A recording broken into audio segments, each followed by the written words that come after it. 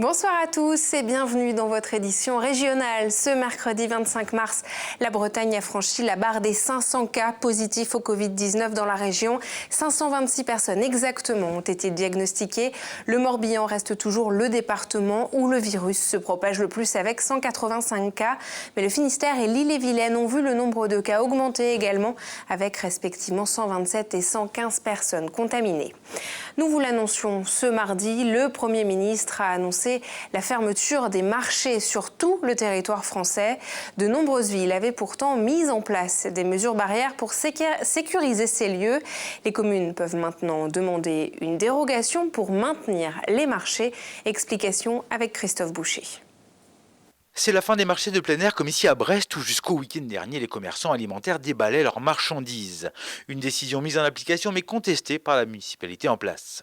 On trouve regrettable la décision du Premier ministre parce qu'elle est plus une décision liée sur une angoisse que la réalité des faits. Après, voilà, le Premier ministre a pris sa décision. Si on commence à rentrer dans les négociations pour dire tel marché plus que tel autre, etc., enfin, ça devient extrêmement compliqué sur la ville de Brest. Donc aujourd'hui, on ne demandera pas de dérogation et il n'y aura plus de marché sur la ville de Brest. Autre ville, autre cas, à Quimper. Les halles sont ouvertes mais sous certaines conditions. Seuls les commerces de bouche déballent, jamais plus de 100 personnes en même temps sous les halles et l'aménagement intérieur a été repensé. Parce qu'ici, on arrive à contrôler les flux et à maîtriser les flux. On compte à l'entrée, on compte à la sortie. On a dégagé tout le carreau central de façon à ce qu'il y ait de l'espace pour que les gens puissent se croiser. Donc voilà, on contrôle. Sur les marchés, c'est un peu plus complexe, où il faut des moyens supplémentaires. Bon, ensuite, c'était les directives de l'État, donc on les a fermés. Ici, on a réussi à obtenir une dérogation de la part du préfet. Je le remercie d'ailleurs, parce que nous avons fait ce qu'il fallait déjà une semaine à 10 jours. Les commerçants font des affaires et voient même de nouveaux clients arriver. Oui, c'est important pour la ville de Quimper. Il y a quand même beaucoup de personnes âgées et handicapées qui viennent faire leurs courses. Tout le monde n'est pas en chômage partiel, donc il y a des gens qui travaillent dans les banques, dans les assurances, qui sont là. Et ces gens-là, ils ont besoin de se nourrir à midi et les restaurants étant fermés, ils viennent s'approvisionner dans les halles. Plus au sud, à Lorient, la situation est identique. Les halles Merville sont ouvertes, hormis pour notre journaliste, mais les clients peuvent y accéder en respectant quelques consignes. C'est vrai, il y a une file d'attente qui est impressionnante, mais ça va relativement vite. Et donc, il faut entrer 40 personnes. Donc, dès qu'une personne sort, l'autre entre. Et à l'intérieur, ça se passe très bien parce qu'il y a moins d'attente. Finalement, un durcissement des règles qui a du bon et qui permet même, en temps de confinement, de créer du lien social. Et les maraîchers tentent de s'organiser pour que les productions ne soient pas perdues. Plusieurs agriculteurs proposent depuis le début du confinement des colis de légumes livrés à domicile. C'est le cas du potager des Embruns à Guissény qui innove et s'adapte donc à la situation. Reportage de Sophie Lecroisier. Changement de parcours de livraison pour ce maraîcher bio de Guissény. Le confinement lié à l'épidémie de coronavirus a modifié ses habitudes. Loïc André apporte aujourd'hui un service supplémentaire aux clients.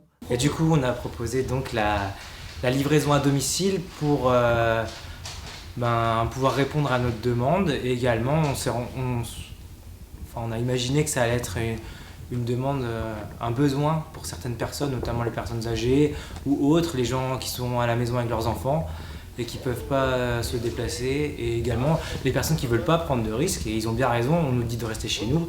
Alors nous, on met en place tous les gestes barrières. En plus du service à domicile, le potager des Embruns livre 2 de ses points de retrait habituels. Ici aussi, les pratiques ont dû évoluer avec le confinement. Jusque-là, les clients venaient avec leurs propres contenants et se servaient eux-mêmes. Donc là, j'ai fait le choix de partir sur un système de commande depuis mercredi où les clients commandent via mon adresse mail parce que pour l'instant, je n'ai pas de site internet. Et on essaye d'être solidaire aussi entre commerçants au maximum. Et du coup, j'essaye de fonctionner avec des points relais pour les commerçants qui, eux, ont dû fermer. Et pour s'entraider au maximum pendant cette situation. Pour savourer la Bretagne, bon nombre de maraîchers et éleveurs locaux gardent ouvert un point de retrait dans leur ferme. Les magasins de producteurs restent également accessibles. C'est acté, les Jeux Olympiques sont reportés et d'autres épreuves sportives pourraient avoir le même destin. Du côté de la voile, c'est la Transat CIC entre Brest et Charleston aux États-Unis, dont le départ est prévu mi-mai, qui pourrait être remise en question. Une nouvelle qui aurait des conséquences sur l'entraînement des skippers IMOCA et leur participation au Vendée Globe prévu en novembre. La navigatrice Clarisse Kremer se prépare à toutes les éventualités. Laurent Villebout l'a contactée. C'est l'objectif de l'année pour les IMOCA, l'Everest des mers, le Vendée Globe, tour du monde en solitaire par les 3 caps, un mythe, départ prévu le 8 novembre. Pour Clarisse Kremer, ce serait le premier. Après une Jacques Vabre en duo avec le Cléache et un retour du Brésil en solo sur son 60 pieds, la navigatrice comptait sur The Transat CIC et sur la New York Vendée pour engranger les 1000 et l'expérience. Je vois pas trop comment on pourrait partir le 10 mai pour une transat vers les États-Unis. Enfin, faut être réaliste. Et même le retour est censé revenir des États-Unis au plein mois de juin. Enfin, ça paraît quand même assez improbable. Donc aujourd'hui, dans ma tête, je fais une croix sur ces 2 transats. Si départ il devait y avoir en fin d'année des Sables d'Olonne, Clarisse Kremer espère bien que d'ici là, les skippers auront pu s'entraîner. Si en mois de juin tout va mieux, ou à peu près mieux, qu'en tout cas une partie des événements peuvent reprendre, est-ce qu'on pourrait pas réussir à organiser, je sais pas, un grand tour de 3 semaines dans l'Atlantique qui permettrait déjà de faire un truc positif et puis pour nous de nous entraîner, quoi. L'idée est lancée, la classe IMOCA doit certainement y réfléchir avec les acteurs de la course au large. En attendant, Clarisse bosse son cardio avec son chien autour de chez elle et prend du muscle pour tenir sa monture entre 2 cours de météo, car le Vendée Globe, rappelons-le, se court sans assistance. Et nous allons maintenant en Colombie. Le pays d'Amérique du Sud a pris la décision de mettre en place un confinement depuis ce mardi. Les chiffres de contamination sont encore plutôt faibles dans le pays, un peu plus de 300 cas. Le breton Romain Lehen vit à Bogota, la capitale, depuis 6 ans. La ville était en confinement depuis vendredi dernier. Il a raconté à Karine Chevrolier comment cela se passait sur place. Avant le confinement, Bogota c'était ça.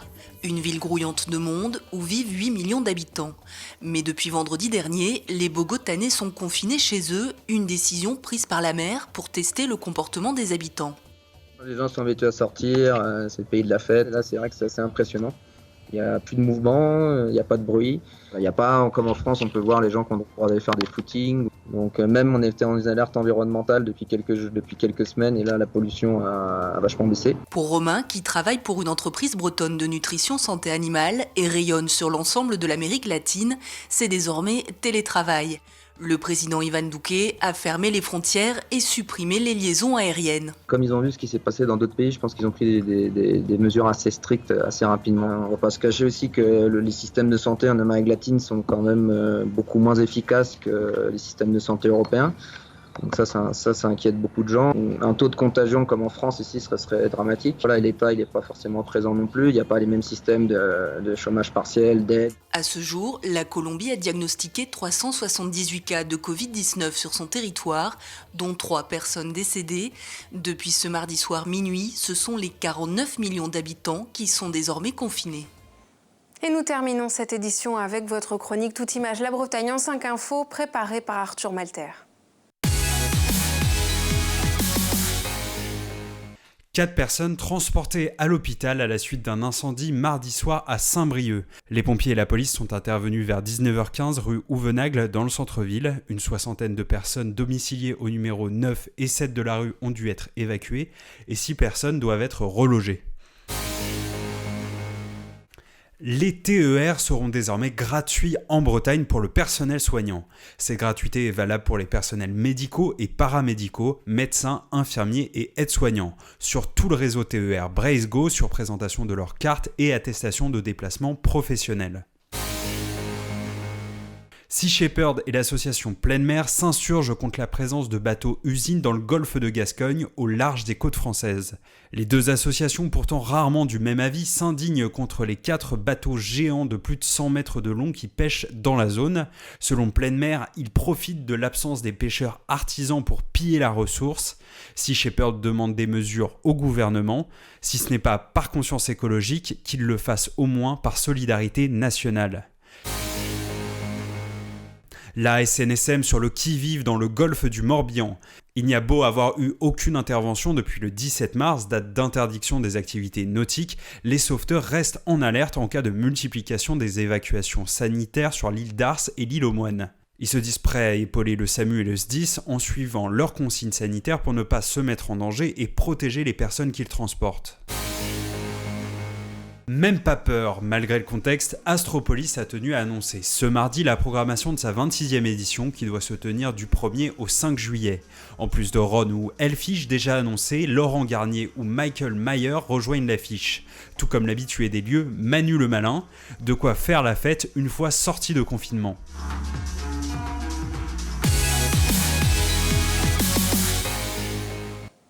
Merci à tous de nous avoir suivis et de votre fidélité. On se retrouve demain à 19h. Passez une très belle soirée sur nos antennes. À demain.